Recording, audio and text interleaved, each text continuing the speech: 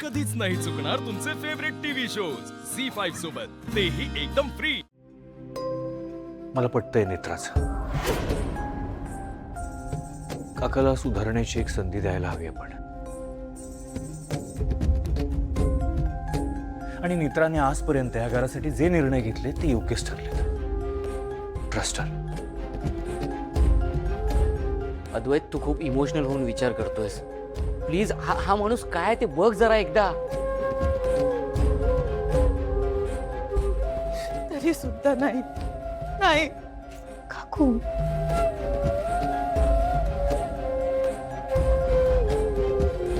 Ketaki please please, मी पुन्हा पुन्हा तुझी माफी मागतो। मला माहिती आहे तू मला माफ करावंस या योग्यतेचं मी नाहीये, पण म्हणूनच मी म्हणतोय ना, मी केलेल्या पापांचं प्रायश्चित्त करण्याची संधी मला द्या। मी तुम्हाला बंटीपर्यंत म्हणजेच त्या शतग्रीव राक्षसापर्यंत पोहोचण्यासाठी मदत करू शकतो।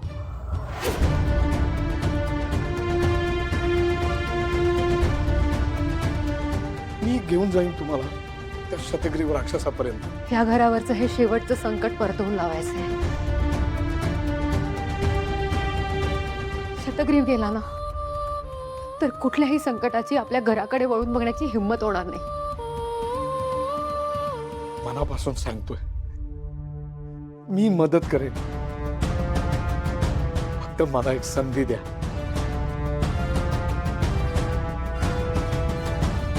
दादा दादा, मी तुझ्याशी खूप चुकीचं वागलो, तुला खूप चुकीचं बोललो।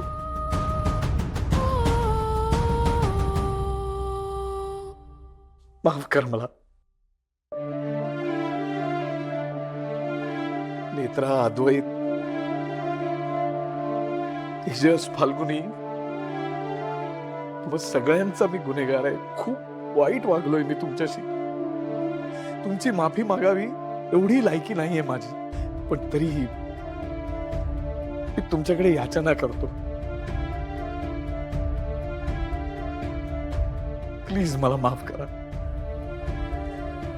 माझ्या पापाचं प्रायश्चित्त करण्याची एक संधी मला द्या। मी घेऊन जाईन तुम्हाला त्या शतग्रीव राक्षसापर्यंत।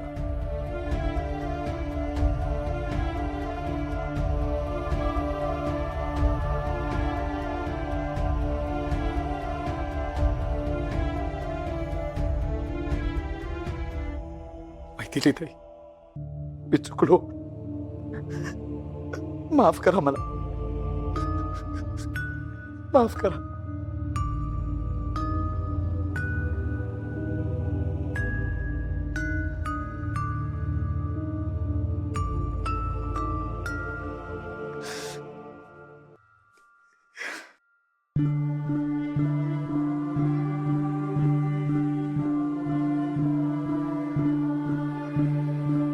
केतकी प्लीज,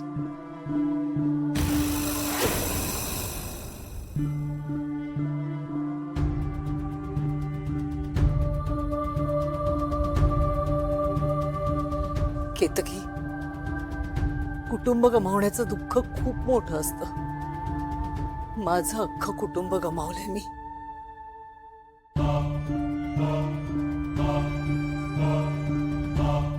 जर ते कुटुंब एक होत असेल ना, तर ती संधी सोडू नकोस। प्लीज माफ कर केदारनाथ। ठीक आहे।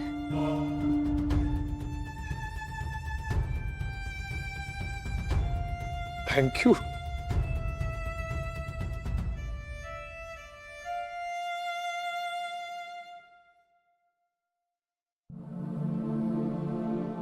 Netra, thank you. तुझ्यामुळे मला सुधारण्याची एक संधी मिळाली।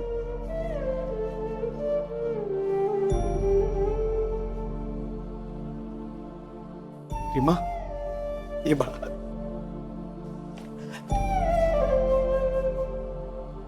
ईशा, रीमा, सॉरी बाळानो। झोपते काका आजोबा।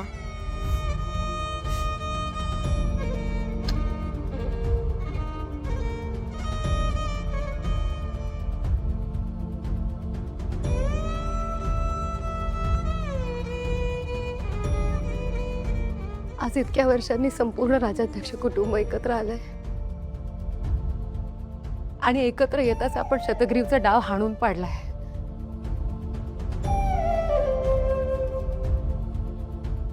असेच एकीने उभे राहिलो ना तर शतग्रीव विरोधातलं हे महायुद्ध आपणच जिंकू.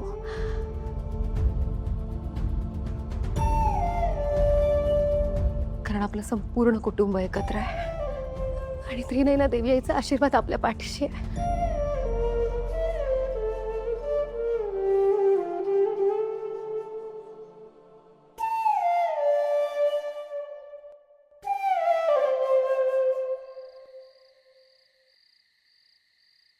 किती स्वार्थीपणे वागलो मी. प्रत्येक वेळेला फक्त स्वतःचा स्वार्थ शोधत राहिलो. जीवाला जीव लावणाऱ्या भावाच्या आयुष्यात रुपालीला आणून विष घालवलं. ममता वहिनीसारख्या निर्मळ मनाच्या बाईचा जीव गेला. दादाच्या संसाराची माती झाली. आणि आता अद्वैतच्या आयुष्यात मेघनाला आणून त्याच्या संसाराची सुद्धा राखरंगोळी करायला निघालो होतो मी. अद्वैत आणि नेत्राला हे सगळं कोणत्या तोंडाने सांगू मी? केतकीला हे सगळं कळलं तर ती आणखीन चिडेल.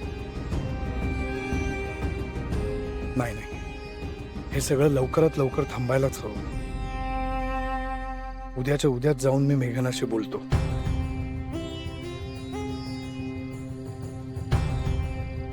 तुझ्या नजरेला नजर देण्याचीही हिंमत होत नाहीये माझी. खरंच खूप चुकीचं वागलो ग मी. तू किती प्रेम करतेस माझ्यावर, पण तरी तुझ्याशीही मी चुकीचं आणि वाईटच वागलो. खरंच या सगळ्याचा आता खूप पश्चाताप होतोय मला. केदार, खरं सांगू, मी तुझ्याकडनं ही अपेक्षा कधीच केली नव्हती. पण तू ज्या चुका केल्यास ते मान्य केलंस. तू सुधारायला सुद्धा तयार झालास. मीही तुला माफ केलंय. त्यामुळे आता जे काय झालंय ते सगळं विसरून जाऊया. थँक्यू केतकी. मी खरंच खूप नशीबवान आहे. तू माझ्या आयुष्यात आहेस. मनापासून थँक्यू. आणि तुला आभार मानायचे असतील तर नेत्रा आणि मैथिली ताईंचे मान. त्यांच्यामुळे तू आज घरात राहू शकलास. केतकी, मी तुला शब्द देतो. मला नवं आयुष्य जगण्याची, सुरू करण्याची तुम्ही जी संधी दिली आहात त्याचं मी सोनं करेन. पण परत असं नाही वागायचं.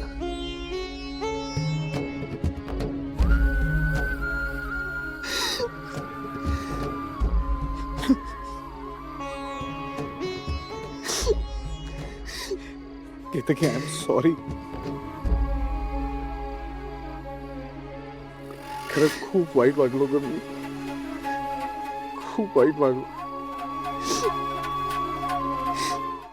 झी 5 ॲप डाउनलोड करा आणि पहा सर्व एपिसोड्स एकदम फ्री.